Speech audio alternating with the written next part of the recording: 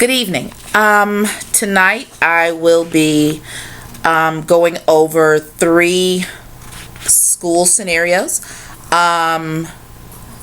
concerning the usage of technology, using technology as a learning process and assessment process in the classroom.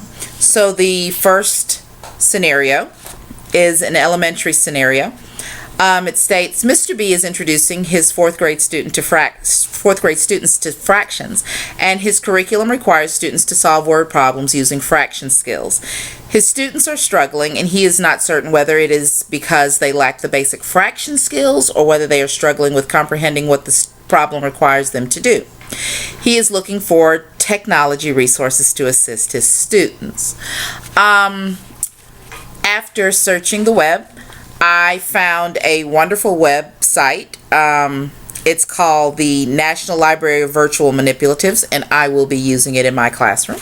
But this site has lots of a bank of virtual manipulatives. It's organized into 5 mathematical categories. You've got numbers and operations, algebra, geometry, measurement, data analysis, and probability. And it's also categorized by different grade levels. So teachers can use the Library of Virtual Manipulatives to enhance those lessons. So Mr. B can go in and click on the tab for 4th grade, scroll down, click on the manipulatives for fractional usage to teach, and he can pull them up on his smartboard, and the kids can easily use them to solve different fraction problems and learn different skills. And this will help those children that are visual learners, hands-on learners, and give them another way of learning other than just auditory. So again, it's the National Library of Virtual Manipulatives.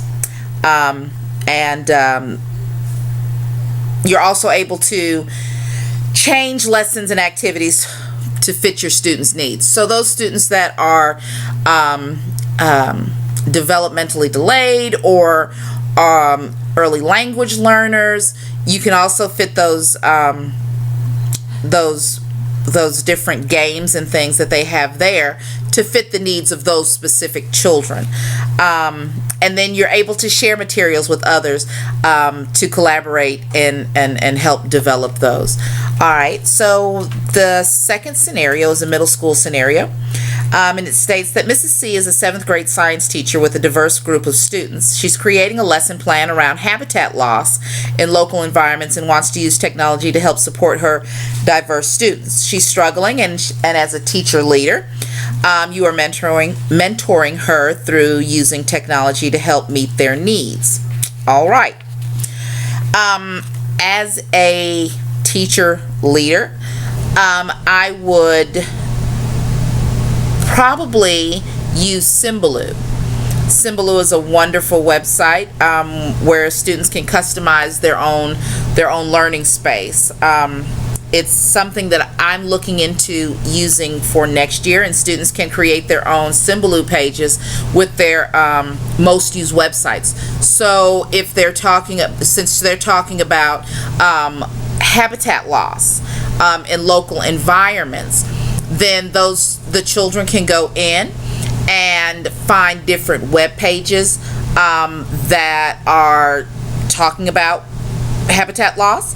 They can find different web pages about their local environment, and build on that, and just kind of build different web pages, and they can kind of use the content from their research for a classroom project by embedding YouTube videos. Even Prezi presentations can be embedded into it, and they can even add their Google Docs in the web mix.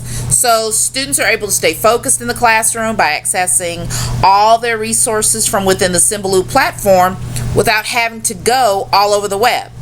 All right, which leads them to take responsibility for their own learning while creating a fun and learning environment. Okay.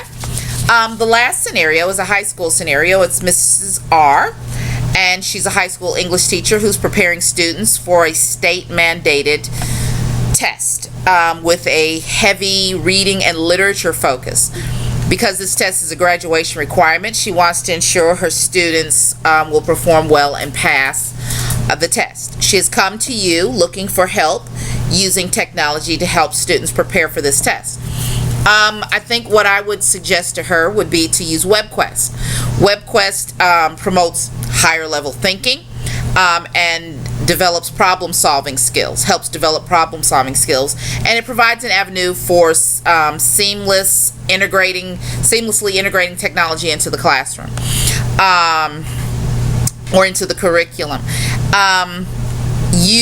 The teacher, Ms. R, can use WebQuest to build like a literacy ladder, stating the introduction or the whatever book, maybe it's The Great Gatsby, and she can do a whole literacy ladder on that, where she'll do the introduction, which orients the students and captures their interest. Then she can do the task, which describes the activities and the activities and product, what she wants them to learn, what she wants them to understand from The Great Gatsby, and then the next part of the ladder will be the process. It explains the strategies, and the students should use to complete the task, whatever task. Maybe they can go on some kind of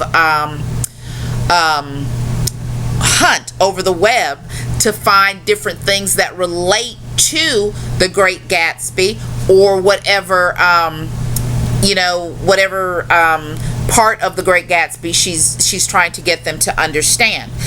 The next part of the ladder would be the resources, which are the websites students will use to complete the task. She can assign them certain websites to go into and look at. The next part of the ladder would be the evaluation, which measures the results of the activity. They're right there. And then the final part would be the conclusion, which sums up the activity and encourages students to reflect on its process and the results. So WebQuest is a wonderful way. It allows students to explore issues and find their own answers. And it would allow those students, those diverse learners, a wonderful way to fully grasp the concepts, the literary concepts or the English concepts that the teacher is trying to teach or get them to understand, by using the web and different strategies and websites on the web to help build on those skills. So that's the end of my video. Thank you very much.